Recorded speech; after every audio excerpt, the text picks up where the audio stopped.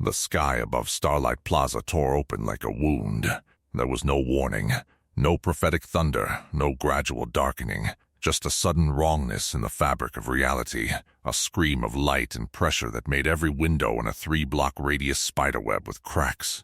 The Vought Appreciation Day crowd, 3,000 civilians in red, white, and blue waving plastic flags, their children clutching Homelander plushies, looked up in the instant before physics broke. The breach was a spiral of impossible colors, amber and crimson, and something that wasn't a color at all, something the human eye processed as pain. It hung 200 feet above the plaza, 50 meters wide, and from its howling center, figures fell. They came wreathed in violence. Iron Man hit first, or rather the gold and red blur of his Model Prime armor hit first, repulsors still firing from a battle that had started in a different universe. The beam carved through a VN broadcast truck before Tony Stark even understood he'd moved. His HUD screamed warnings in a language of error codes. Location unknown. Atmospheric analysis. Negative match. Temporal signature null. FRIDY, what the hell? He never finished. A fist like a freight train caught him across the chest plate, and Tony Stark learned what it felt like to be punched by a Kryptonian. Superman hadn't meant to hit him. Clark Kent had been grappling with Lex Luthor's warsuit when the breach swallowed them, and in the disorienting tumble through dimensional nothing, his hands had found metal. His instincts had screamed threat, and he'd struck before his mind caught up. The gold and red figure rocketed backward through the Vought merchandise pavilion, scattering plush toys and branded water bottles in an explosion of capitalism. Clark's boots touched concrete. His eyes swept the chaos, wrong sky, wrong buildings, wrong everything, and his super hearing brought him a symphony of screams. Thousands of heartbeats, all spiking with terror, children crying. And behind him, Kal-El. Lex Luthor's warsuit rose from the crater it had made in the plaza fountain. The kryptonite core hummed, but the radiation felt wrong, diffused. The universe itself uncertain whether the rules applied. Lex's helmet retracted, revealing a face of cold calculation even as his eyes catalogued the impossible. "This isn't Metropolis," Lex said. 50 meters away, the shield struck concrete and bounced. Steve Rogers caught it on the return without thinking, muscle memory older than most nations, and dropped into a combat crouch before his eyes had finished processing the nightmare. He'd been fighting Loki. He'd been in Manhattan. This was not Manhattan. The buildings were wrong. The logos were wrong. A massive screen on the nearest skyscraper displayed a blond man in a cape, smiling with too many teeth, and the tagline beneath him read, "Homelander, America's greatest hero. Vought, protecting your tomorrow. Corporate, glossy." Every instinct Steve had developed fighting Hydra's infiltration screamed at him, but there was no time for analysis. A shadow fell over him, something massive, humanoid, descending fast, and Steve raised his shield on instinct. The impact drove him 3 inches into the pavement. Batman had meant to land, not attack. The grapple line had failed mid-transit through the breach, and Bruce Wayne's body had done what it always did, adapted, oriented, prepared for threat. The figure with the circular weapon had looked hostile. The shield had looked like a target. Now they stood frozen for half a second, cowl facing helmet, Gotham facing Brooklyn, and Bruce's analytical mind catalogued a dozen details. Enhanced physiology, military bearing, shield composition unknown, absorbed kinetic energy without deformation, not Kryptonian, not metahuman standard, unknown. "Stand down," Steve commanded. His voice carried the weight of a man who'd led armies. "I don't know who you are, but I could say the same." Batman's voice was gravel and shadow. "That costume isn't in any database. You're not League. You're not society. What are you?" The question went unanswered. A blur of red lightning tore between them, and both men dove apart as the flash materialized, skidding, sparking, his connection to the speed force flickering like a dying signal. Barry Allen's mind processed at the speed of light, but nothing he saw made sense. The buildings were almost metropolis, but branded with corporate logos he'd never seen. The crowd was running in patterns that suggested Vought security, not GCPD. And the people fighting around him? Tony? No, the armor was wrong. The energy signature was wrong. But the repulsor tech was similar, and a web line caught Barry's ankle. He vibrated free on instinct, phasing through the adhesive material, and spun to face the source. A figure in red and blue clung to the side of an overturned bus, lenses on its mask narrowing with mechanical precision. Okay, weird lightning guy, Spider-Man said, and his voice cracked slightly with adrenaline. I'm going to need you to slow down and explain why you're fighting Captain America, because from where I'm hanging, that's a really bad life choice. Barry blinked. Captain. Who? Peter's spider sense screamed. The scream saved his life. Peter twisted midair before his conscious mind understood why. His body corkscrewing away from the spot where green energy shattered the bus he'd been clinging to. The vehicle's wreckage sprayed across the plaza in a hail of burning metal, and through the smoke strode a figure in emerald cloak and golden horns. Loki was laughing. Oh, this is exquisite, the god of mischief breathed. His eyes, wild, delighted, utterly unhinged by the dimensional transit, swept across the chaos with the appreciation of a connoisseur. A new realm, new pawns, new games. His scepter flared, and 3 illusory copies of himself flickered into existence, each sprinting toward a different cluster of combatants. The real Loki watched Spider-Man recover, watched the Lightning Man orient, watched the soldier and the shadows circle each other, and smiled the smile of someone who had just found a toy store unlocked. Brother's not here to save you this time, mortals. Any of you. The Flash moved first. He'd dealt with tricksters before. Captain Cold, Mirror Master, Trickster himself, and illusions meant nothing at light speed. He blurred forward, intending to incapacitate all 4 Lokis in a single pass. He hit the real one. Loki had expected Asgardian combat. He had not expected a fist traveling at Mach 7. The god of mischief flew backward through a Vought merchandise kiosk, through a concrete planter, through the base of a decorative statue, and came to rest in a crater of his own making. His armor smoked. His smile didn't waver. Fast, Loki wheezed, and spat blood that glittered gold. Faster than Pietro. Faster than a repulsor beam cut off his observation. Iron Man dropped from the sky like a missile, his armor's surface rippling with nanotech repairs, and unloaded everything the Model Prime had into the downed god. The plaza floor cracked. Loki's crater became a trench. Tony Stark's voice came through the suit's speakers with cold, controlled fury. Loki. Again. Do you people ever just stay in prison? Stark. Loki raised a hand, deflecting the next beam with a hastily conjured shield. This isn't. I didn't. This was Doom's artifact, you insufferable, don't care. The unibeam charged, but Tony never fired it. Something hit him from behind, something impossibly strong, and the HUD registered impact force that exceeded his encounter files for the Hulk. The Model Prime's flight system screamed as he tumbled end over end, crashing through a row of food carts, scattering hot dogs, and screaming vendors. Superman floated where Tony had been, fist still extended, face carved from granite. I don't know what that armor is, Clark said quietly, his voice carrying despite the chaos. I don't know who you are, but you just tried to execute a downed enemy, and in my universe that means your universe? Tony pulled himself from the wreckage, nanotech sealing breaches, repulsors charging. His voice crackled through damaged speakers.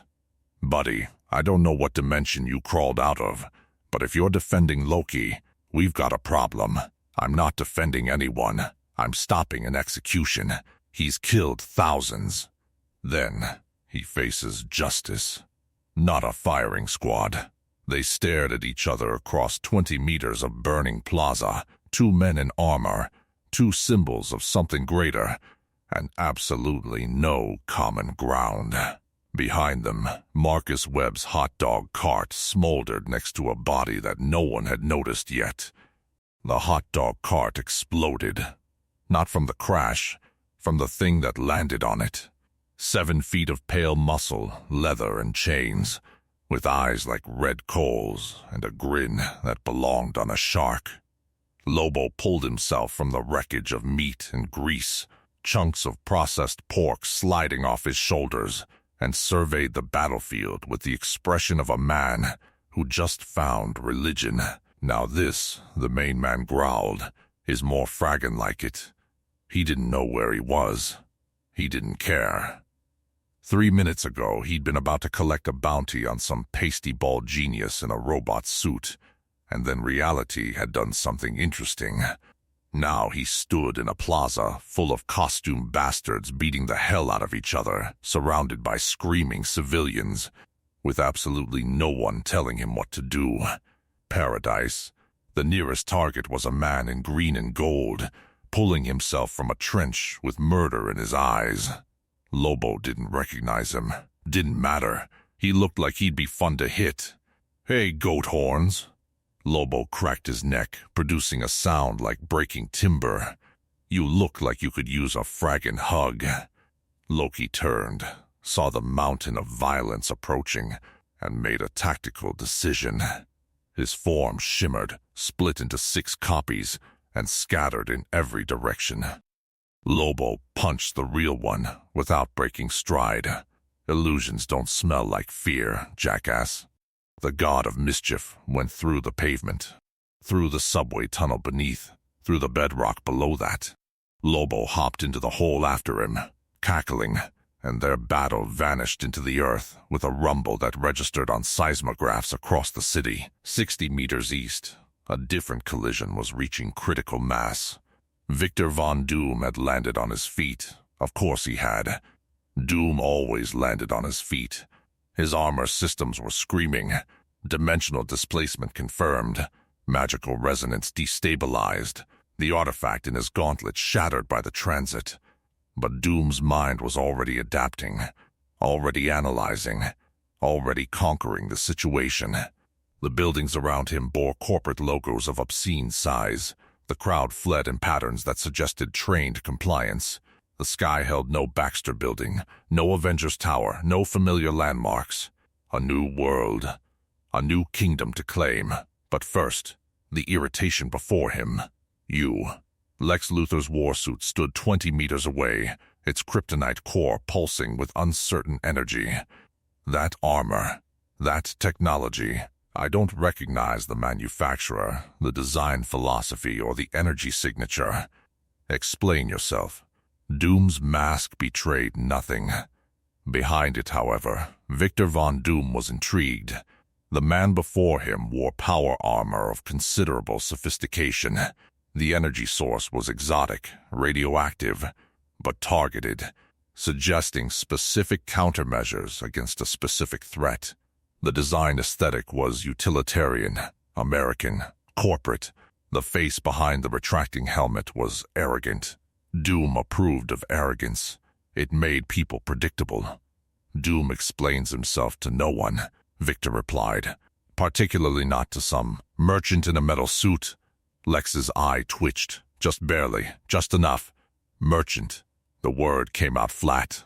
"I am Lex Luthor. I have defeated gods. I have held the power of creation in my hands. I have. You have bored Doom."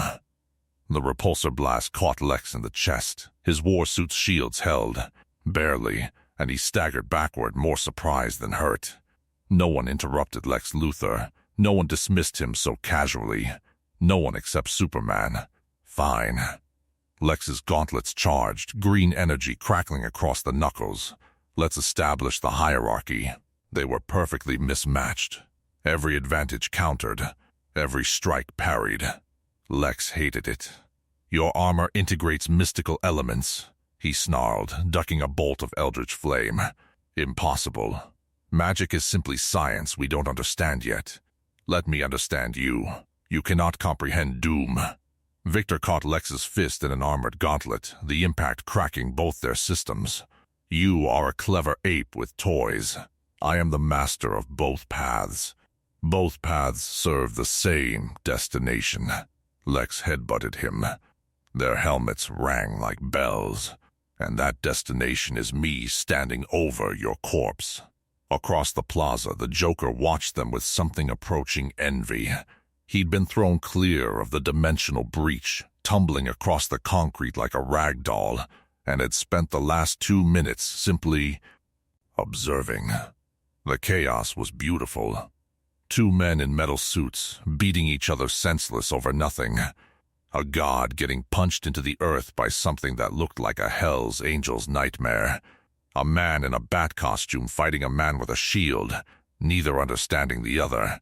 Both utterly convinced of their righteousness. And the crowd. Oh, the crowd. They weren't just scared.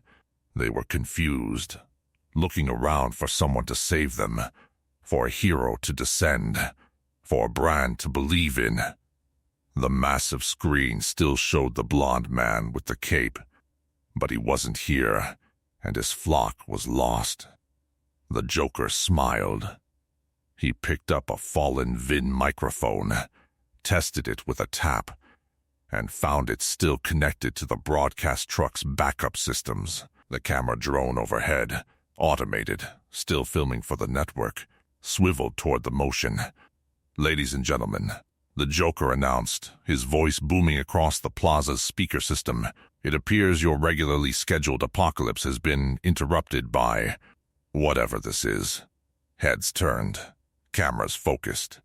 The Joker spread his arms wide, his purple suit torn and bloodied, his grin a wound across his face. "Don't look at me. I'm just as confused as you are. But I'll tell you what I do know." He pointed at the battling figures around him. "These people, not your heroes. That one's fighting that one. The guy with the shield seems nice, but the Bat Fellow's trying to kill him. And the 2 geniuses over there are having a very expensive disagreement." He leaned toward the camera, conspiratorial. "So here's my question. Vought City, or whatever you call this delightfully branded hellscape. Where's your hero? Where's the big guy with the cape?" Because from where I'm standing, a web line snatched the microphone from his hands.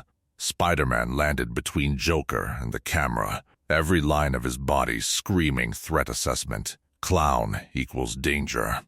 His spider sense had been shrieking since he'd noticed the pale figure monologuing, a low, constant hum that said wrong, wrong, wrong in ways he couldn't articulate. "Okay, creepy purple guy. I don't know what your deal is, but the broadcast is over." The Joker looked at him. Really looked, taking in the costume, the youth in the voice, the heroic posture. "Oh," he breathed. "Oh, you're precious. You're like a little baby bat. Do you have a bat too?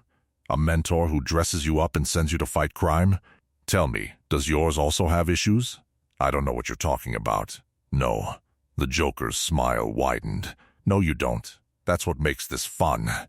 He moved faster than a man in makeup should, a knife appearing from nowhere, aimed at the gap in Peter's mask, and Spider-Man twisted away on instinct, the blade missing his throat by centimeters. They spun apart, and Peter's mind raced. He's not enhanced, he's not fast, but the knife hadn't been meant to hit him. It had been meant to make him dodge into the path of the chunk of concrete Lobo had just thrown from the crater, where he was still beating Loki into paste. Spider-Man caught it, barely. The impact drove him to his knees, and when he looked up, the Joker was gone, vanished into the screaming crowd like smoke. His spider sense didn't stop screaming for a long, long time. The child was 3 years old. She sat in the wreckage of a pretzel stand, surrounded by broken glass and twisted metal, too shocked to cry. Her Homelander t-shirt was covered in dust. Her mother was somewhere in the crowd, separated in the stampede, screaming a name that couldn't carry over the chaos. The Flash saw her first. Barry had been trying to make sense of the battlefield. The Speed Force flickered in and out like a dying radio signal, and every time he pushed past Mach 2, his connection stuttered when his enhanced perception caught the small shape in his peripheral vision. Frozen, vulnerable, directly in the path of the battle between the two armored men. He didn't think. He moved. The world slowed to honey. Barry crossed 60 meters in a fraction of a heartbeat, scooped the girl into his arms, and deposited her behind an overturned bus 3 blocks away, all before her neurons could fire the signal that would have made her blink. When time resumed, she was safe. Confused, crying now, but safe. Barry allowed himself one breath of relief. Then the web caught his shoulder. "Hey." Spider-Man swung down from a fire escape, landing in a crouch between Barry and the crying girl. His lenses were narrowed to slits, his posture coiled. Behind the mask, Peter Parker's spider sense was doing something it had never done before, contradicting itself. The Lightning Man felt dangerous and not dangerous simultaneously, wrong and right, threat and ally. It was giving him a migraine. Peter gestured at the girl, then at Barry. "You moved faster than I could see, and you put her. Why did you? She was in danger." Barry raised his hands slowly. "I saved her. That's what I do." "That's what?" Peter stopped. His voice cracked slightly. "That's what I do." They stared at each other. 2 young men in costumes, surrounded by chaos, both utterly lost. "I don't know you," Peter said finally. "I don't know where we are. I don't know why everyone's fighting. But you just saved a kid, so I'm going to not web your face to a wall. That's the deal. That's all I've got right now." Barry nodded slowly. "I'll take that deal. He hesitated. Secret identities, unknown universe, hostile territory. But the kid in front of him had just made the same calculation Barry would have made. Save the child first, ask questions later. "Flash," he said. "Just Flash, Spider-Man." Peter extended a hand. "This is super weird, but hi." They shook. Around them, the battle continued. 60 meters south, the weird was about to get weirder. Captain America's shield rang against Batman's gauntlets for the 15th time, and Steve was beginning to understand 3 things. First, the man in the bat costume was human. No serum, no enhancement, just training pushed beyond reasonable limits. Second, he was good. The combat style synthesized elements Steve recognized. Aikido, Krav Maga, with techniques he didn't. And the execution was flawless. Third, he wasn't trying to kill. He was trying to contain. "You're not an enemy," Steve said between exchanges. "You fight like someone protecting something, but you're scared of what I might be." Batman didn't answer. He threw a smoke pellet instead. Steve let the cloud envelop him, closed his eyes, listened. There, he caught the arm that came from his left, redirected the momentum, and put the bat on the ground with a throw that would have shattered a normal man's collarbone. The armor absorbed it, barely, and before Bruce could recover, the edge of the shield pressed against his throat. "I'm going to ask once," Steve said. "Are you a soldier or a murderer?" Behind the cowl, Bruce Wayne made a decision. Neither. His voice was gravel. "I'm what happens when the system fails and someone has to stand." Steve's eyes flickered. Something in that answer resonated. "Yeah," he said quietly. "Me too." He removed the shield. Above them, Tony Stark and Clark Kent were still trying to kill each other. The sky burned where they fought. Tony's repulsors carved lines of fire across the clouds. Clark's heat vision answered in kind, twin beams of red that the Model Prime shields barely deflected. They spiraled around each other 500 feet above the plaza. Two men in primary colors, too evenly matched, too angry to stop. "You're pulling your punches," Tony observed between blasts. His HUD was running facial recognition against every database he had access to, finding nothing. The man wasn't in any system. Any system. Super strength. Flight. The eye lasers. You could have ended this already. Why haven't you? Because I don't end people. Clark caught a repulsor blast on his palm, absorbing the energy without flinching. "I don't know who you are. I don't know what that armor does. But I know you're not a monster. You tried to stop the man in green from hurting more people. You just tried to do it by execution. He's killed. I heard you the first time." Clark's voice carried the weight of a man who'd had this argument before, with himself mostly. "And when we get home, he'll face justice. Your justice, in your courts. But not like this. Not without a trial. Not without." For idea Y. Cut transmission. Tony's suit went silent. The external speakers stopped broadcasting, and for a long moment, he just hovered there, staring at the alien who wasn't an alien, the threat who wasn't a threat, the enemy who sounded exactly like Steve Rogers on his most insufferable day. Great. Another Boy Scout. The universe wasn't satisfied with just one. "Fine," Tony said, reactivating comms. "Fine. Truce. Temporary. Until we figure out what the hell is happening." Clark extended his hand across the gap between them. Tony didn't take it, but he lowered his repulsors. "Good enough," Clark said. For now, they descended together, not allies, not friends, but no longer actively trying to reduce each other to components. As they dropped, Clark's super hearing caught fragments of conversation from below, the man with the shield talking to Bruce. Words like system and stand and soldier. The tension in Batman's voice shifting from combat ready to something else. Interesting. On the ground, the truce was spreading. Spider-Man and Flash had reached Captain America and Batman, and the four of them now stood in a loose circle, watching each other with the wariness of cats sharing a sunbeam. Steve's shield rested at his side, not raised, but not holstered. Bruce's hands were empty, deliberately visible, but near his belt. "Okay," Peter said, "because someone had to. So, quick recap.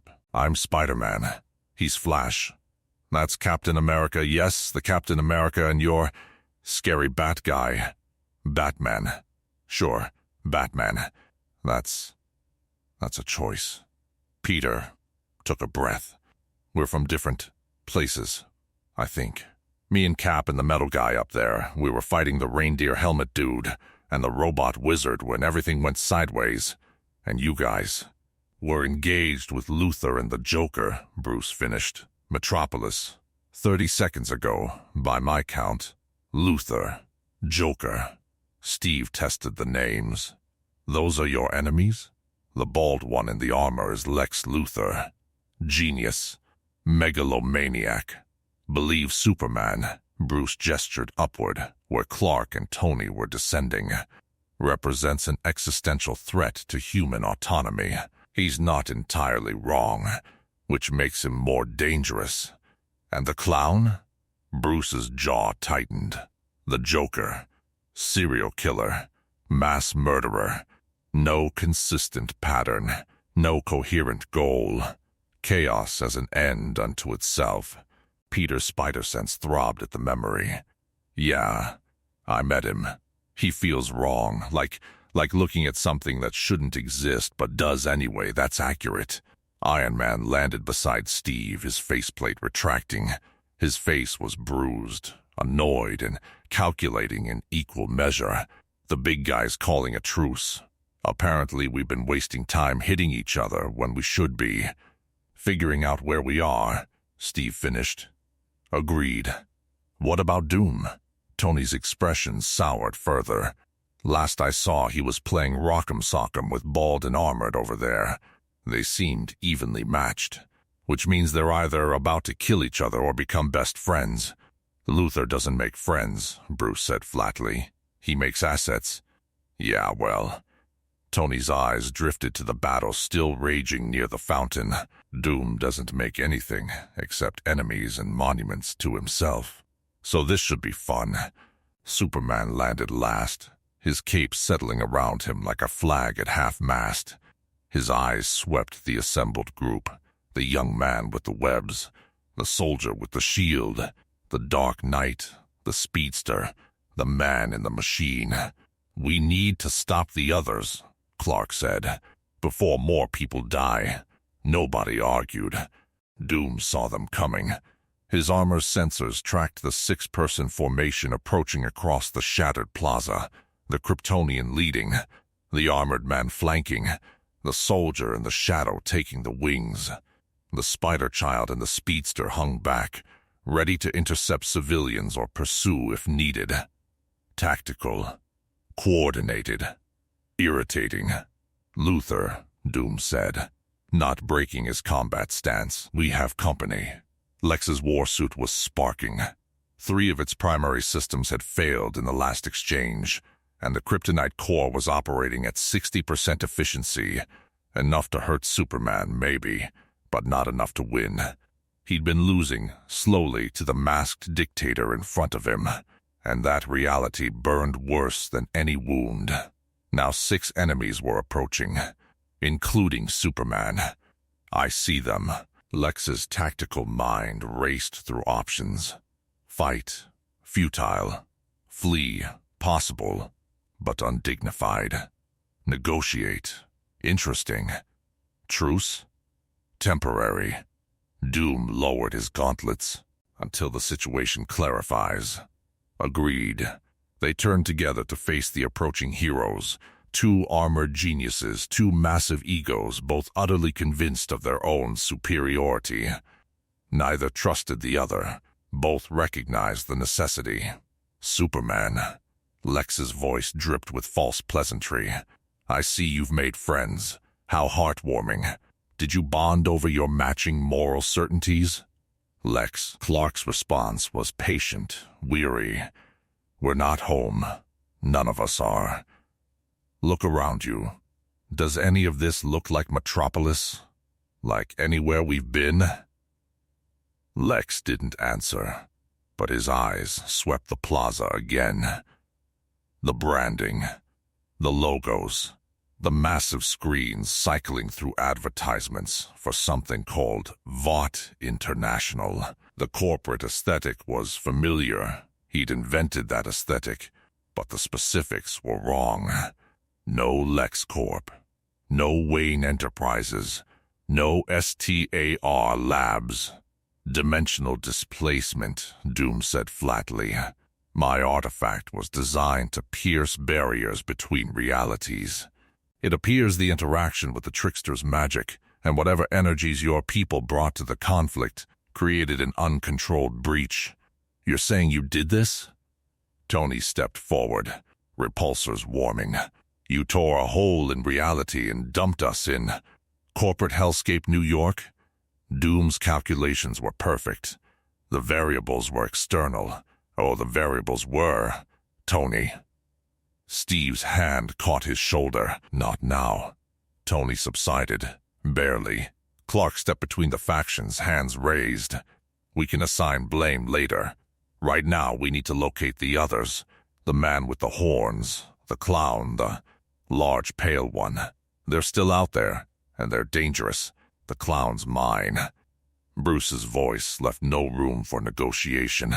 Joker in an unfamiliar environment, with unfamiliar targets, is a worst-case scenario. I need to contain him before. The ground exploded. Lobo erupted from the pavement like a missile launched from hell. Loki's limp body clutched in one massive fist. The god of mischief was barely conscious, his armor cracked, his face bloodied, one horn snapped clean off. Lobo's grin was incandescent. That, the main man announced to no one in particular, was the best foreplay I've had in centuries. Little guy's got spirit. Kept reforming his illusions even after I broke his arms. He tossed Loki onto the concrete like a sack of garbage. So, Lobo cracked his neck, surveying the assembled heroes and villains with cheerful menace. Who's next? Silence. Then Spider-Man raised his hand. Quick question. What are you? Exactly? The name's Lobo, Bug Boy. The main man. Last Zarnian. Best bounty hunter in the known universe. He flexed, and muscles rippled like tectonic plates. Also, I'm bored. That usually ends badly for everyone nearby. He's unkillable, Bruce murmured to Steve. Regenerates from a single cell. Strength rivals Superman's. No conscience, no morality, no leverage, except his word. Lobo never breaks a contract. Steve absorbed this. Then we make a contract. He stepped forward, shield on his arm but held neutral. Lobo watched him approach with the lazy interest of a predator examining something that might be food or might be entertainment. You're a bounty hunter, Steve said. You work for payment. Best there is, we don't have payment. We don't even know where we are. But I'm guessing you don't either, which means you've got no current contract, no extraction, and no idea where your next fight is coming from. Lobo's eyes narrowed. Keep talking, Flag Boy. Stay with us. Help us figure this out. Find the real threats in this world. Steve gestured at the massive screen, still cycling Homelander's face. And I guarantee you, whatever's running this place will give you the best fight you've had in decades. A long pause. Then Lobo laughed, a sound like grinding gravel and distant explosions. You've got stones, little man. Big stones. He spat on his palm and extended it. Fine. Temporary contract. No payment, yet. But if the fight's as good as you promise, we're square. If it's boring, it won't be. They shook. The alliance held for exactly 47 seconds. Then Loki woke up. His eyes snapped open, one gold, one blood red from burst vessels, and his broken body moved. Not standing, not fighting, just rolling, twisting, his remaining functional arm flinging something small and silver toward the nearest cluster of heroes. Down. Steve's shout came too late. The device detonated mid-air, releasing not fire, not shrapnel, but illusion, a psychic burst that rewrote perception for everyone within 20 meters. Suddenly Batman saw the Joker where Spider-Man stood. Tony's HUD showed Doom's energy signature overlapping with Superman's. Flash perceived the world moving in reverse, his Speed Force connection screaming contradictions. And Loki ran. Broken bones grinding, blood trailing. The god of mischief fled, because survival trumped dignity, always had, and the Zarnian would kill him permanently if given another chance. His magic was depleted, his body shattered, but his mind still worked, and his mind said, chaos first, escape second, revenge third. He's loose. Peter's spider sense cut through the illusion faster than the others, wrongness he could feel rather than see. The horned guy, northeast, moving fast. Flash blurred after him, then stopped, clutching his head. The Speed Force stuttered again, harder this time, and Barry dropped to one knee with a gasp. Something's the speed, it's not. I can't. Barry. Clark was at his side in an instant, supporting him. What's happening? I don't know. It's like the thing that makes me fast doesn't exist here. I'm running on fumes. On memory. He looked up, and his eyes were frightened in a way that Superman had never seen. Clark, what if it runs out? No time to answer. The illusion was fading, clarity returning, but Loki had gained distance, and in the confusion, two other figures had moved. Doom and Luthor were gone. Son of a... Tony's head swiveled, scanning. Where? Where? There. Batman pointed toward a collapsed section of the plaza where a subway entrance had partially survived. Underground. They're taking the transit tunnels. Together? Would you pass up an alliance of convenience with the only other person here who matches your intellect? Tony opened his mouth to argue, then closed it. Bruce had a point. Doom and Luthor were cut from the same cloth. Brilliant, megalomaniacal, utterly convinced of their own superiority. They'd kill each other eventually, but first they'd collaborate, pool resources, analyze this new world, find leverage. And in a world they didn't understand, leverage meant power. We can't split up, Steve said. Not with this many unknowns. But we can't let all three of them. I'll get Loki. Lobo was already moving, his massive boots cracking the pavement. Little bastard owes me round two. You lot handle the robot twins. They're not, Peter started. Don't care. And then Lobo was gone, leaping across rooftops with the casual power of something that had never learned to fear gravity. That left 7 of them. Superman, Batman, Iron Man, Captain America, Spider-Man, Flash, and Loki's discarded form, which flickered, wavered, and dissolved into green smoke. Illusion, Bruce snarled. He was never really here. The one that ran was real. The one Lobo beat was a decoy. Tony's voice was flat. We've been fighting a decoy this whole time, while the real Loki... They looked at each other, the same horrible realization in every pair of eyes, while the real Loki hid, watched, learned. And somewhere in the city, a trickster god with nothing left to lose was deciding what kind of chaos this new world deserved. Okay, Peter's voice was smaller than usual. So, just to recap, we've got 2 evil geniuses loose in the subway. One unkillable maniac chasing an illusion. One actual god of lies doing God knows what. And...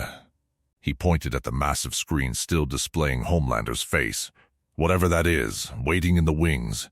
You forgot the Joker, Bruce said quietly. Peter's spider sense pulsed. I really, really wish you hadn't said that.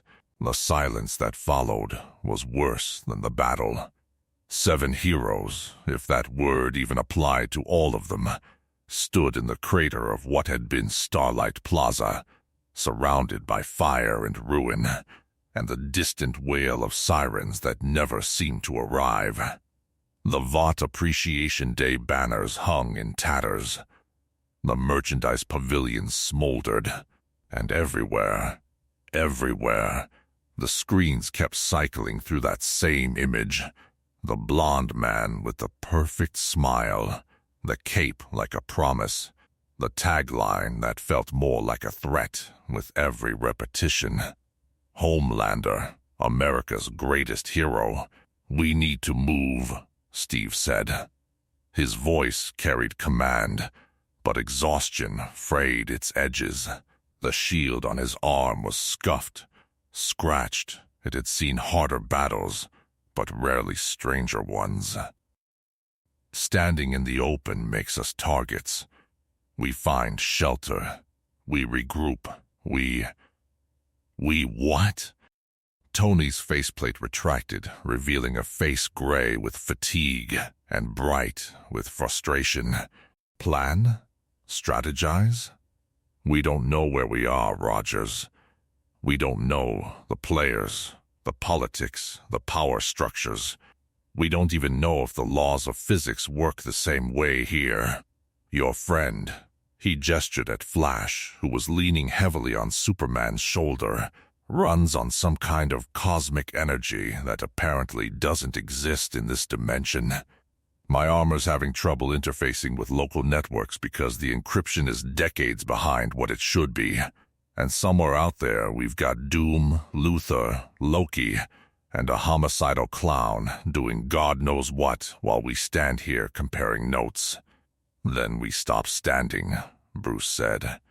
He was already moving, analyzing, his cowl's lenses cycling through spectrums. The subway tunnels. Doom and Luthor went underground. That means infrastructure access, potential hiding spots, transit across the city without aerial exposure. We follow. And the others? Lobo will handle himself. The Joker, Bruce's jaw tightened. The Joker will surface when he wants to. He always does. Usually at the worst possible moment. Clark helped Barry straighten, his hand steady on the speedster's shoulder. "Can you run?" "I can try." Barry's voice was strained, uncertain, emotions the Flash rarely wore. But if the Speed Force cuts out mid-sprint, I'm just a guy in a red suit moving at normal speed, which, in a fight against people like us, means dead. Then you stay with me. Clark's tone left no room for argument. Whatever happens, you stay close. I can protect you until we figure out what's wrong with your connection. Peter's head snapped up. His lenses went wide. Guys, not now, Spider-Man. Tony was pulling up holographic displays, trying to map the local network architecture. I'm getting something weird from the cellular infrastructure. The data protocols are, guys, almost primitive by our standards, but the content filtering is incredibly sophisticated. Someone's monitoring everything. Every call, every text, Guys, Peter's voice cracked like a gunshot. Every head turned. He was pointing up. The sky had gone dark. Not dark like clouds, not dark like storm. Dark like something was blocking the light. Something human-shaped, hovering 500 feet above the plaza, cape rippling in a wind that didn't touch the ground. The figure descended slowly, deliberately, with the unhurried confidence of something that had never once in its existence encountered a genuine threat. Homelander landed in the center of the crater. He was exactly what the screens promised. Tall, broad-shouldered, sculpted like a propaganda poster come to life. The red, white, and blue costume gleamed despite the smoke and ash. The cape settled around him like a coronation robe. And his face was smiling. "Well," Homelander said, and his voice was warm, friendly, America's favorite son addressing his adoring public. "This is new." Nobody moved. Clark felt it first, the wrongness radiating off the man like heat from a furnace. He looked like Superman. The costume, the cape, the primary colors, the deliberate invocation of patriotism and power. But underneath the image, underneath the performance, Clark's senses detected something his mind struggled to process. No heartbeat variation. The smile didn't reach the eyes. The warmth in the voice came from somewhere mechanical, practiced, hollow. This man had never saved anyone because it was right. He saved people because they were watching. "I'm Homelander." The figure spread his arms, encompassing the destruction around him with a gesture that somehow made it seem like a gift. "I protect this city, this country, this world."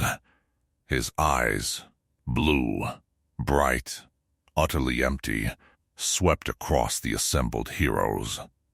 "And I don't recognize any of you." The smile flickered. Just for a moment. Just enough. That's a problem. Tony's repulsors began to charge. Steve's hand tightened on his shield. Bruce's fingers drifted toward his belt. Barry tried to tap the speed force and felt it slip away like water through a broken cup, but it was Peter who spoke first. Because Peter was young and scared, and sometimes scared young men said the truest things. "You're not a hero." Homelander's head tilted. The movement was small, precise, predatory. "Excuse me? I can feel it." Peter's voice trembled, but he didn't step back. His spider sense was screaming louder than it ever had, louder than Venom, louder than the Green Goblin, louder than anything. The thing that tells me when something's dangerous. It's never been this loud. You're not a hero. You're the thing heroes are supposed to protect people from. The silence stretched. Homelander's smile didn't waver, but something behind his eyes did. "You know," he said softly, "I was going to ask questions first. Find out where you came from, what you want, why you're breaking my city's things." He took a step forward. The ground cracked beneath his boot. "But now I think I'd rather skip to the fun part." His eyes began to glow. Clark moved without thinking, faster than thought, faster than light, placing himself between Homelander and the others, with his arms spread wide. Two sets of heat vision, two men who could crack the planet if they stopped holding back. But only one of them had Kansas. "Don't," Clark said quietly, and for the first time in his life, Homelander hesitated. Two gods stood in the ruins, and the world held its breath. Clark had seen evil before. He'd fought Darkseid, stared into the anti-life equation, watched civilizations burn across 1,000 worlds. He'd seen what power did to those who craved it, the corruption, the hollowing, the slow death of everything that made a person human. But he'd never seen himself. Homelander was a mirror, a funhouse mirror, distorted and wrong, but a mirror nonetheless. The cape, the colors, the squared jaw and the blue eyes and the American iconography draped across shoulders broad enough to carry nations. Every detail was calculated to evoke exactly what Clark had spent his life trying to embody: hope, strength, protection, the promise that someone was watching, that someone cared. Except behind the mirror, there was nothing. "You're fast."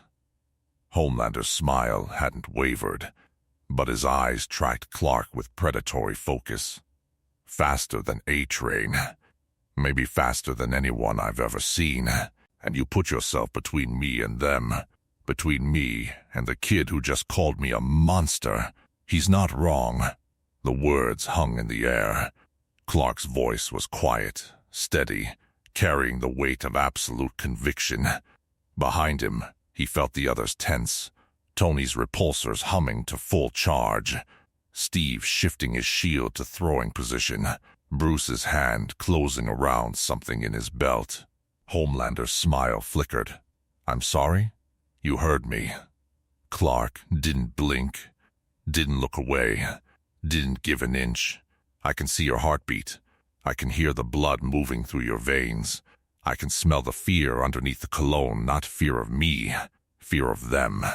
Fear of what they might think if they saw what you really are. And what am I, really? Alone." The word landed like a blow. Homelander's expression didn't change, couldn't change, the performance too deeply ingrained.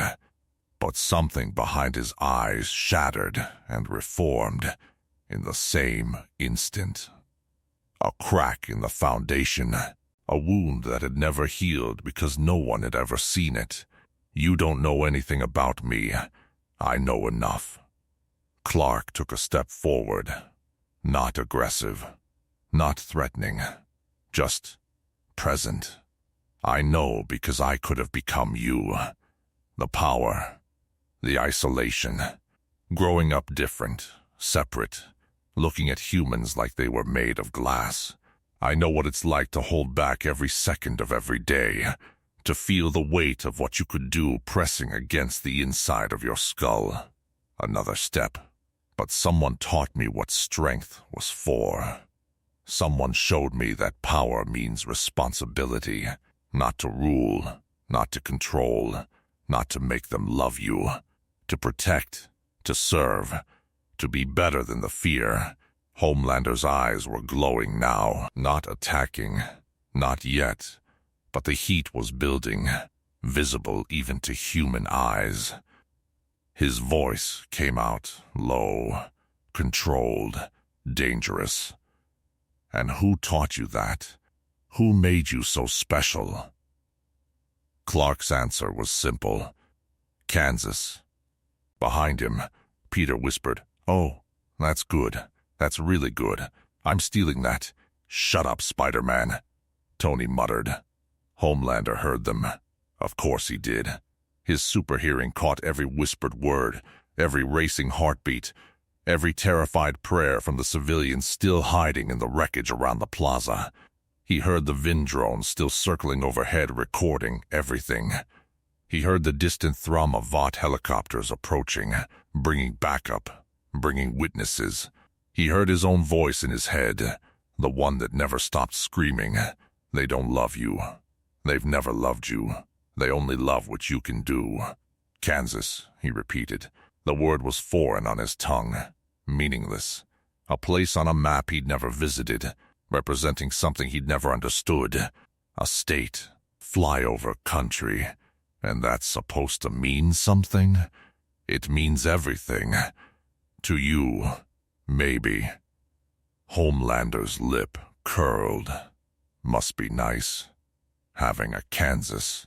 Having a somewhere that made you. This, he gestured at Superman's symbol, his cape, his entire existence. Some of us didn't get a somewhere. Some of us got a room. White walls. Fluorescent lights. People in lab coats who only touched us to take measurements. Clark's expression shifted. Something painful moved behind his eyes. "I'm sorry." Homelander recoiled as if struck. "What?" I said, "I'm sorry. That happened to you. No child should. Don't." The word came out sharp, cracked. "Don't you dare. Don't you dare pity me. I am Homelander. I am the most powerful being on this planet. I don't need your sorry. I don't need your Kansas. I don't need anything." For a long moment, nothing happened. Then Homelander laughed. It was not a sane sound. The laugh echoed across the shattered plaza like breaking glass. It started low, almost genuine. The kind of laugh that might have come from a man hearing a good joke at a party. But it didn't stop. It built, layered, twisted into something that had never known joy.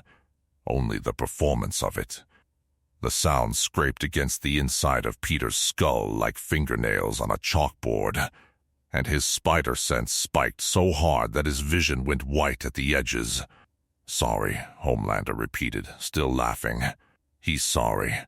The flying man in the cape is sorry that I grew up in a lab, that I was raised by scientists who wrote reports about my bowel movements, that the first time anyone ever hugged me, it was for a promotional photo shoot."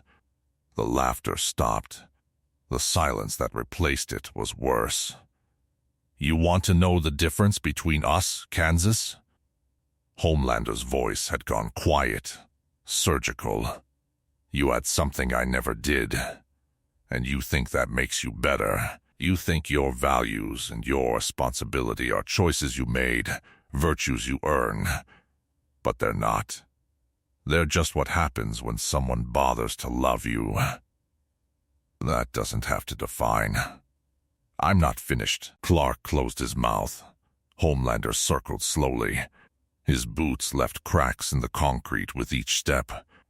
The smile was gone now, replaced by something raw. Something that might have been honest if honesty hadn't been beaten out of him before he could walk. "I used to wonder what it would be like, having parents. Real ones, not handlers. People who read you stories and made you breakfast and told you everything was going to be okay. His voice was almost dreamy. I used to imagine it. At night, in my room, my cell, I'd close my eyes and pretend there was a mom and a dad out there somewhere, that they were looking for me, that they'd come and take me away from all of it. He stopped directly in front of Superman, 10 feet apart, close enough to touch. They never came. That wasn't your fault, no. It wasn't. Homelander's eyes were dry, empty. But it wasn't yours either, was it? Being found, being loved, being taught. You didn't earn Kansas. You just landed there. Luck of the draw. Chance. And you have the audacity to stand there, wearing my colors, looking like everything I was supposed to be, and tell me you're sorry? Tony's HUD was running facial analysis on Homelander, tracking micro-expressions, building a psychological profile in real time. The data was troubling. Narcissistic personality markers off the charts. Attachment disorders consistent with institutional childhood. Rage responses barely suppressed. This wasn't a villain. This was a bomb with a cape, and the fuse was burning.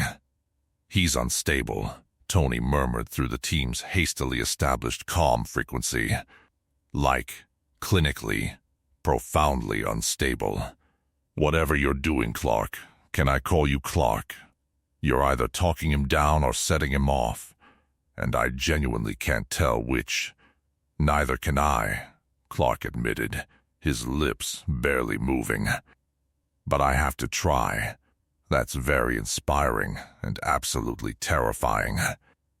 Steve shifted his weight, shield ready. If this goes bad, what's the play? Bruce answered before anyone else could. There isn't one. If his power set matches what the broadcasts suggest, flight, strength, invulnerability, heat vision, he's in Superman's weight class. Maybe close to it. In a straight fight, collateral damage would be catastrophic. Always with the optimism. Scary bat guy, Peter muttered. I'm not being pessimistic. I'm being accurate. Our only advantage is that he's emotionally compromised and Superman isn't. Bruce's eyes never left Homelander's circling form. Keep him talking. Keep him focused on the philosophical debate. The moment he decides to stop talking, we scatter. We evacuate civilians and pray. Barry clutched Clark's cape, his connection to the Speed Force flickering like a candle in a hurricane. He wanted to run. Every instinct screamed at him to run, but his legs wouldn't obey, and even if they did, where would he go? This wasn't his world. The Speed Force was barely a whisper here.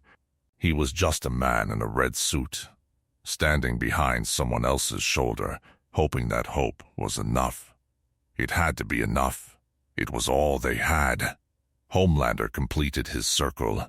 He stood facing Superman again, two figures in primary colors who represented everything the other wasn't.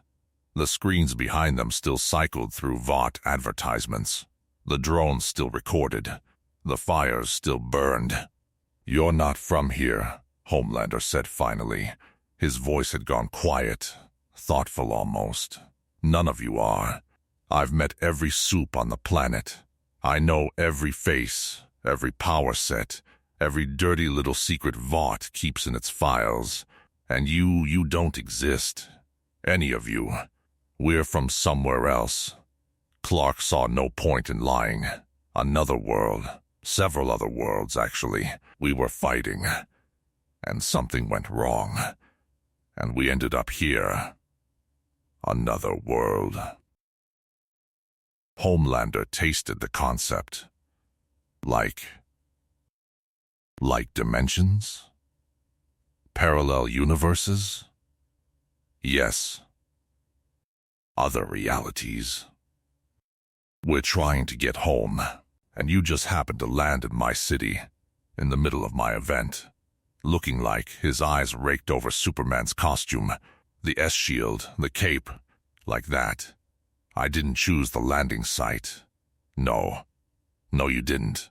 Homelander's smile returned, but it was different now. Sharper. Calculating. But you're here. And people are watching. And they're going to have questions. The Vought helicopters arrived. 3 of them, black and sleek, bearing the corporate logo like a brand. They circled the plaza in formation, spotlights cutting through the smoke, and from the lead aircraft, a voice boomed through military-grade speakers. Homelander. Vought Command. We ARE en route with support. Please confirm status A&D threat assessment. Homelander didn't look up. His eyes stayed locked on Superman's. You know what I think? He said softly. I think you're not from another world. I think you're a weapon. Someone's new project. Starlight's people, maybe. Or the government. Someone trying to replace me. His smile widened. And I think I'm going to enjoy finding out who. Clark's eyes began to glow. I'm not your enemy. But I won't let you hurt these people. Let me? Homelander laughed, a single sharp bark. Let me? In my city? On my world? The air between them began to shimmer with heat. No one lets me do anything, Kansas. I do what I want. And right now, his eyes flared crimson. I want to see what you're made of. The beams met in the space between them. Twin lances of red. One born of yellow sun radiation filtered through Kryptonian cells.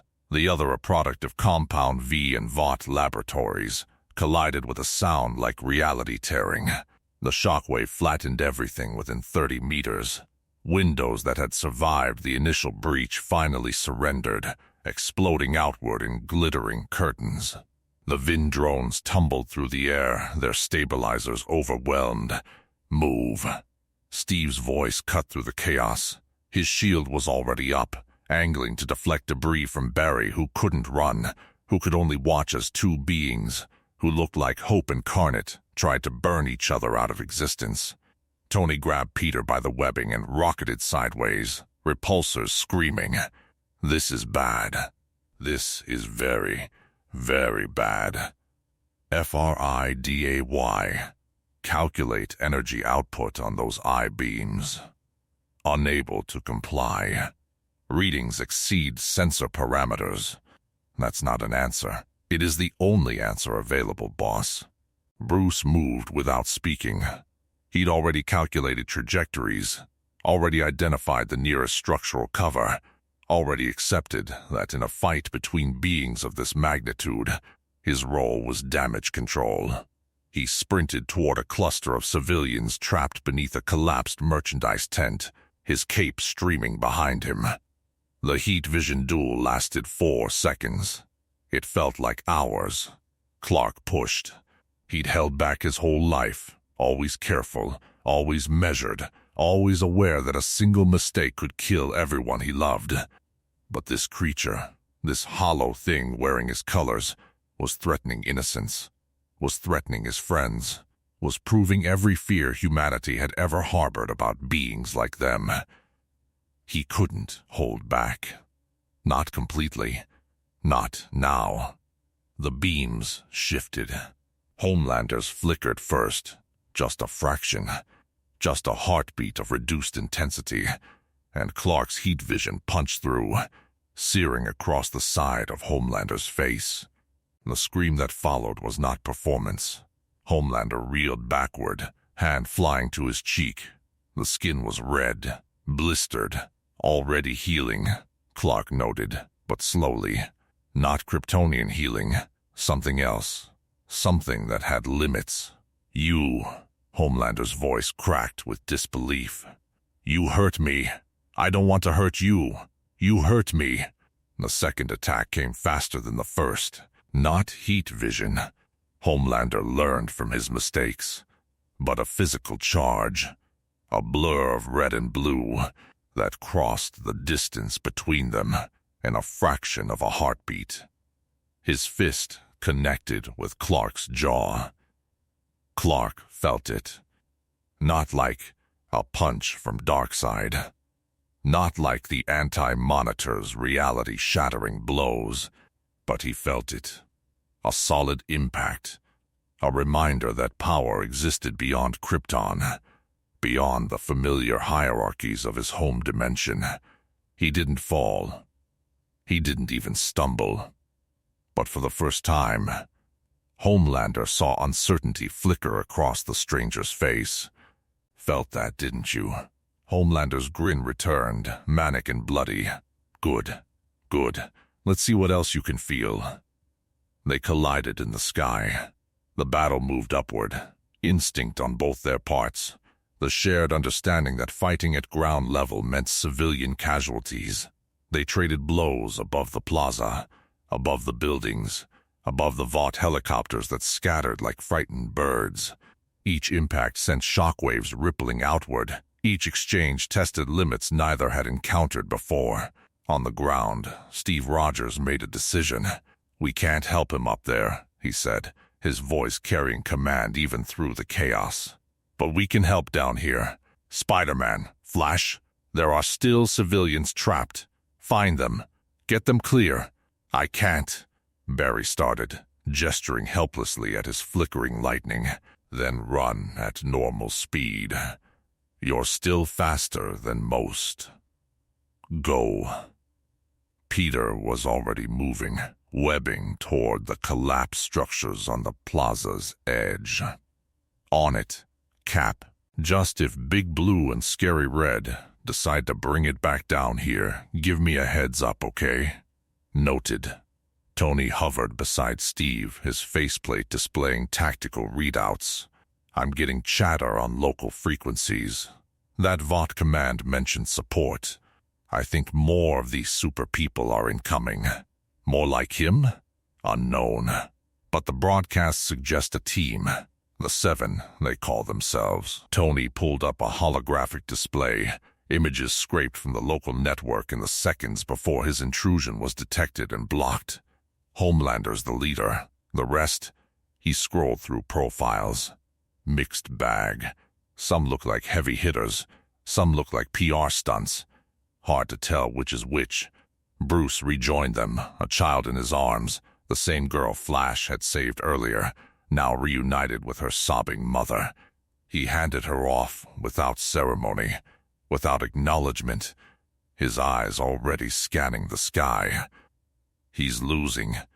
Steve and Tony both turned. "What?"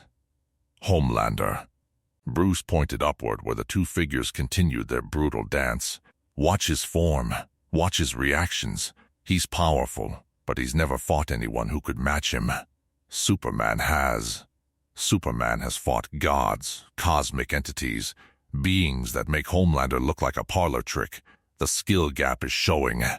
Tony magnified his display. Bruce was right. Homelander's attacks were becoming wilder, more desperate. His blocks came late. His counters missed. He was stronger than almost anything on this world, but strength wasn't enough against technique, against experience, against a man who'd spent decades learning to use power without destroying everything around him. "He's going to lose," Bruce repeated. "And when he does, he's going to break. That's good, right?" Peter's voice came through the comm, strained with exertion. "Bad guy loses. We win?" "No." Bruce's voice was flat, certain. A narcissist of Homelander's profile can't process defeat, can't integrate it. When he realizes he's going to lose, truly realizes it, he won't surrender. He won't retreat. Then what will he do? Bruce watched the sky, where Homelander took another blow that sent him spinning through a cloud. Something unforgivable. The realization hit Homelander somewhere between his 15th and 16th failure to land a decisive blow. He was losing. The thought was so foreign, so fundamentally incompatible with his understanding of reality, that his mind rejected it 3 times before acceptance finally took hold. He was Homelander. He was the strongest. He was the peak of human achievement, the culmination of everything Vought had promised the world. He had never lost a fight, because he had never fought anyone capable of challenging him. Until now, the stranger from Kansas, from another dimension, from some impossible elsewhere, wasn't just matching him. He was containing him. Every wild haymaker that Homelander threw was deflected, redirected, turned aside with an economy of motion that spoke of endless practice. Every heat vision blast was met with one slightly stronger, slightly more focused. Every attempt to grapple resulted in Homelander being the one thrown, the one spinning, the one struggling to reorient. He was being managed, like a child throwing a tantrum, like a threat to be neutralized rather than an enemy to be feared. The rage that followed was nuclear. "Stop holding back." The scream tore from Homelander's throat as he launched himself at Superman again, abandoning technique entirely, abandoning strategy, abandoning everything except the desperate need to prove that he was still the strongest, still the best, still worthy of the worship he demanded. Clark caught him. Not with a blow, not with heat vision, with his hands, one on each of Homelander's shoulders, gripping firmly, holding him in place 5,000 feet above the burning city. The grip wasn't cruel, wasn't punishing. It was the grip of a parent restraining a child mid-meltdown. It was the worst thing Homelander had ever felt. "Let me go."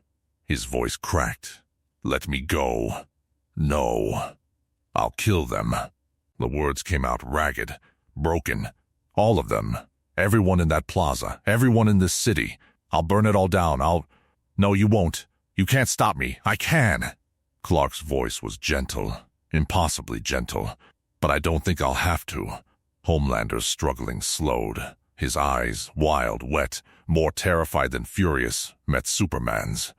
"You're not evil," Clark said quietly. "You're not a monster. You're a person who was never given a chance to be anything else. Every choice was made for you. Every path was laid out. They built you to be a weapon and called you a hero, and when you believed them, they used that belief to control you. Shut up. You have killed people. Innocent people. And that can never be undone, never be justified. But the killing wasn't what you wanted. It was what happened when no one taught you another way, when the only responses you learned were dominance and destruction. I said, shut up. I'm not going to fight you anymore." Clark released one shoulder, then the other. He floated back, arms spreading slightly, open, vulnerable. "Not unless you make me. Because I hope, that somewhere underneath all the armor Vought built around you, there's still someone who wanted to be good, who wanted to be loved for real, not just for the cameras." Homelander hovered in the air, chest heaving, tears cutting tracks through the grime on his face. He looked less like a god now and more like what he actually was, a 30-something man who had never once in his life been allowed to fall apart. "Why?" The word was barely a whisper. "Why are you saying this? Why aren't you just finishing it?" "Because I know what it's like to be alone, to be different, to wonder if anyone will ever see you as more than what you can do." Clark's own voice caught slightly. "I got lucky. Someone found me. Someone loved me. And every day, I try to be worthy of that love, not because I have to, but because I want to." He extended his hand. "You're not alone anymore. Not unless you choose to be." The moment stretched. Homelander stared at the offered hand, the gesture so simple, so human, so utterly incomprehensible within the framework of his existence.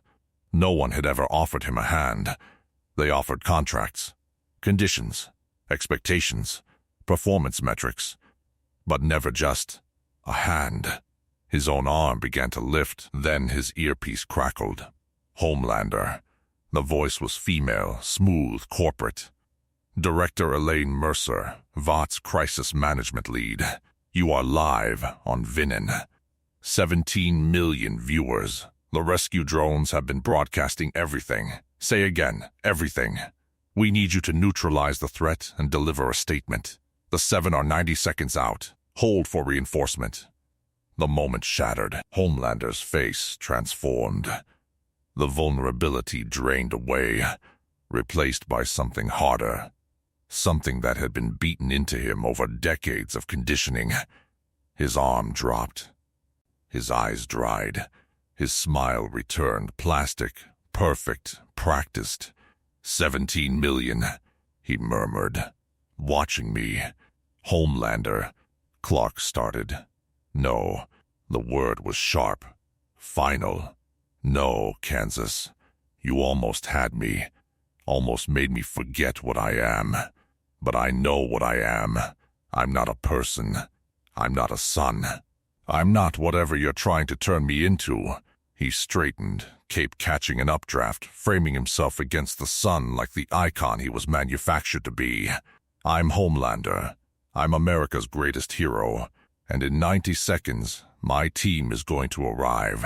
And we're going to show these 17 million people what happens to threats that invade our homeland. He smiled. It didn't reach his eyes. Nothing ever did. You should have just fought me, Superman. Fighting, I understand. Fighting, I win. He raised his hand, pointing down toward the plaza where the others waited. But feelings? Kindness? That Kansas bullshit? His smile twitched. That just makes me want to hurt everyone you're trying to protect. So I will, one by one, until you stop pretending we're anything alike. Clark's heart sank. He'd been so close. For one moment he'd seen something human behind the hollow mask, something reachable, something salvageable. But the machine that made Homelander was too thorough, the damage too deep. The conditioning too complete. Some people, Clark realized with devastating clarity, couldn't be saved with words alone. And some people didn't want to be saved at all. The 7 arrived, like a judgment from heaven. 4 figures descended from the lead helicopter, the new guard. Homelander's hand-picked faithful, the ones who understood that loyalty meant survival and questions meant death. They landed in the plaza in formation, each impact sending cracks spiderwebbing through concrete already stressed beyond tolerance. Black Noir touched down first. Not the original, but his replacement. The mask was the same. The silence was the same. But underneath was someone new. Someone Vought had grown in a lab and programmed with just enough personality to follow orders. He moved like a weapon waiting to be aimed, his featureless face betraying nothing. The deep landed beside him, trident gleaming, water streaming from his Atlantean hybrid costume. His handsome face wore an expression of determined heroism that seemed slightly too practiced. He'd been rehearsing this look in mirrors since his humiliating exile and desperate return. Homelander had allowed him back because groveling amused him, and the Deep knew it. The knowledge lived in his eyes like a small death. Firecracker came next, red, white, and blue like a fever dream of American excess. Her blonde hair was pulled back tight. Her smile was sharper than her costume's star-spangled aesthetic suggested, and her voice carried the particular confidence of someone who had built a following by telling people what they wanted to hear. She was new to the 7, elevated because she worshipped Homelander with the fervor of a true believer. Her eyes swept the assembled strangers with contempt already fully formed. Well, she drawled, her accent thick as honey and twice as cloying. Look what crawled out of the woodwork. More freaks thinking they can just waltz into America and start trouble. Sister Sage landed last, calm, composed, her dark eyes taking in everything with an intelligence that made Tony's threat assessment spike. Unlike the others, she didn't posture, didn't grandstand. She simply observed, calculated, filed away data points for later use. The smartest person in any room she entered, and she knew it. Vought had recruited her because they thought they could use that intelligence. They were wrong, but they hadn't realized it yet. Interesting, Sage murmured, her gaze lingering on Iron Man's armor, on Batman's utility belt, on the impossible physics of Superman's hovering form. Very interesting. More incoming, Tony reported through the comm. I'm reading additional ground vehicles. Vought security. Lots of guns, none of which will matter if this goes sideways, but they seem committed to the aesthetic. The helicopters circled overhead, the drones recorded. The security vehicles formed a perimeter around the plaza's edge, disgorging black-clad operatives who knew they were outmatched, but had quotas to fill and families to feed. Homelander descended from above, cape billowing, smile incandescent. He'd had time to compose himself during the flight. The crack Superman had opened was sealed over now, buried beneath layers of performance polished over decades. He was America's hero again. He was in control. My team, he announced, gesturing at the assembled seven, like a proud father presenting his children. Earth's mightiest, the best of the best. And you, his smile sharpened, are uninvited guests who've caused quite a mess in my city. Steve stepped forward, shield at his side, but posture ready. We've explained the situation. We didn't choose to come here. We're trying to minimize damage and find a way home, so you've said. Homelander's head tilted. But here's the thing, Captain. Is that what they call you? Captain, I've heard a lot of stories in my time. Terrorists always have stories. Reasons, justifications. What I haven't heard is why I should believe any of it. Because we saved civilians during the fighting, Clark said quietly. Because we pulled back when we realized innocents were in danger. Because we're still here talking to you, instead of fighting our way out of your perimeter, which we could do. Firecracker snorted. Big talk from a guy in his pajamas. It's not talk. Clark's voice carried no threat, no aggression, only certainty. I'm trying to avoid violence. But if you force it, you'll find out exactly what we're capable of. And I don't think anyone here wants that. Sister Sage stepped forward, placing herself slightly ahead of Firecracker's bristling aggression. Her voice was measured, analytical. You said several worlds, multiple dimensions. That implies more than one point of origin among your group. Her eyes moved from Superman to Iron Man to Captain America. The technology signatures don't match. The power sets don't align. You're not a team. You're a collision. Batman spoke for the first time since the Seven's arrival. Correct. 3 groups. 2 were fighting each other when the dimensional breach occurred. All 3 ended up here. 3 groups. Sage's gaze sharpened. I count 6 of you. Where are the others? The silence that followed was answer enough. Ah, Sage nodded slowly. So there are more of you, somewhere in the city, uncontained, and you don't know where they are. They're not the priority, Steve said. They're exactly the priority. Sage turned to Homelander, and her voice took on the careful tone of someone explaining something to a dangerous child. We have unknown entities loose in New York. If these 6 are telling the truth, and their behavior suggests they are, then the real threats are the ones who haven't presented themselves, the ones who are hiding, planning. Homelander's smile flickered. He didn't like being managed. He especially didn't like being managed in front of an audience. I know how to handle threats, Sage. I'm sure you do. But these aren't normal threats. Look at the energy readings from the breach. Look at the damage patterns. Whatever came through that hole, she gestured at the sky where the rift had sealed itself. It's operating on a level we haven't seen before. This isn't a time for posturing, it's a time for intelligence. The deep shifted uncomfortably. So, what?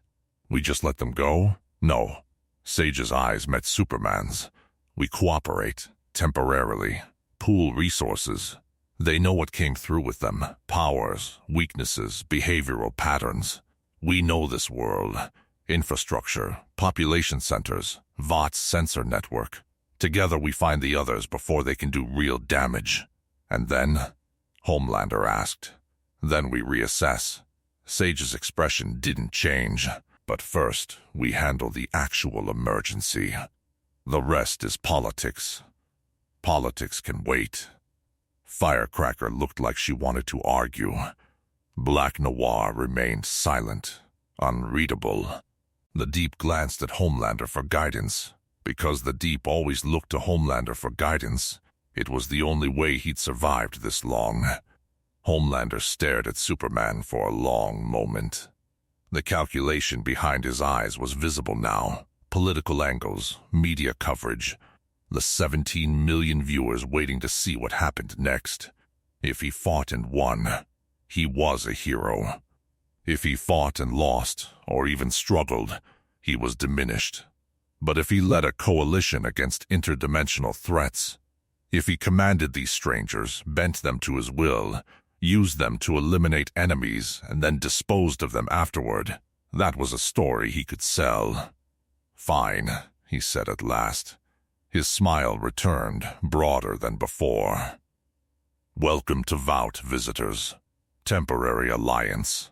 We find your rogues. We neutralize them. And then, his eyes glittered. We discuss what happens next. He extended his hand to Superman. Clark took it. The grip was firm, testing. Each man measuring the other's strength without being obvious about it. A handshake that was also a warning. We appreciate the cooperation, Clark said carefully, and we'll be gone as soon as we can find a way home. You have my word. Words are cheap, Kansas. Homelander released his hand. But for now, they'll do. He turned to his team. All showmanship and command. Sage, you're on intel.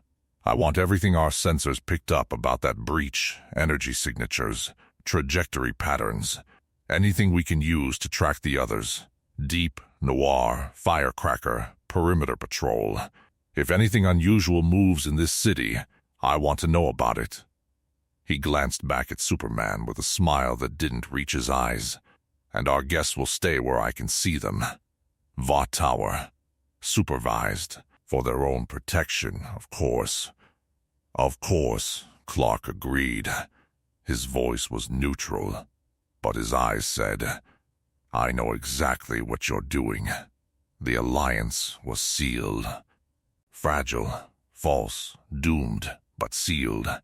And in the shadows 3 blocks away, watching through a scope mounted on a rifle that couldn't hurt any of them but made him feel better anyway, Billy Butcher took a long drag on his cigarette and said, Well, well, well.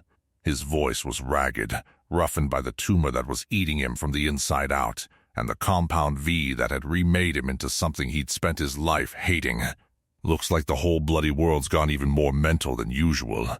His phone buzzed. A message from a number that shouldn't exist, routed through servers that had been destroyed months ago.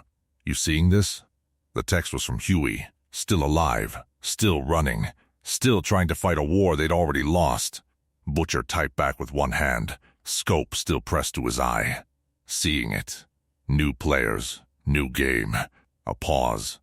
Then, what do we do? Butcher watched Homelander shake Superman's hand, watched the false smiles and the measured postures, watched 2 beings who could crack the world like an egg pretending to be allies. His response was 2 words. We wait.